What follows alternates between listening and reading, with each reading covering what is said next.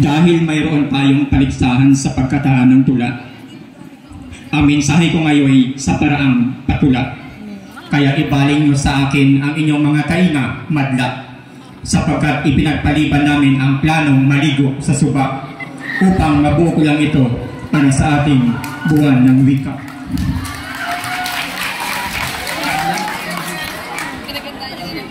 Nais ko pong ipaabot ang aking mainit na pagbati sa mga kasama kong guro sa pangunguna ni Sir Tabi, sa mga opisyalis ng Filipino Club at lahat ng kasapi.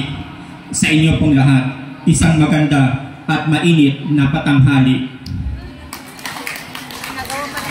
Binabati ko po ang lahat ng sumali sa ating mga kompetisyon, lalong-lalo na sa lahat ng mga nagkampiyon. Sa mga hindi pinalad, bawi lang kayo sa susunod na taon o mag-gymnastics na lang kayo tulad ni Carlos Yolo na ngayon maraming milyon.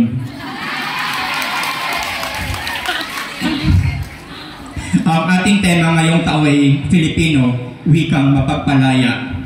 Wika ang naging inspirasyon ng mga Pinoy upang ipaglaban ang kalayaan ng bansa. Ito ay ginamit ni Rizal at Bonifacio sa panulat laban sa mga Kastila. Kaya ngayon ako, ikaw, tayo, mula sa pagkagapos ay ganap ng malaya. Ang ating bansa ay madaling nalupig ng mga maniniil noon, sapagkat maraming dialekto ang ginagamit sa bawat rehiyon. Dahil sa language barrier, mga Pilipino ay walang pagkakaisa noong unang panahon. Wikang Filipino ang nagbuklod sa bawat isa para sa isang layon. Ang ating wikay may dalang kaunlaran at pagbabago. Sa pagkikipagtalastasan, ito ay ating instrumento. Kaya kapatid, kapamilya at kapuso, mahalin ang wikang Filipino. Itaas ang kamay at isigaw, ako'y Pilipino, Filipino ang wika ko. Maraming salamat.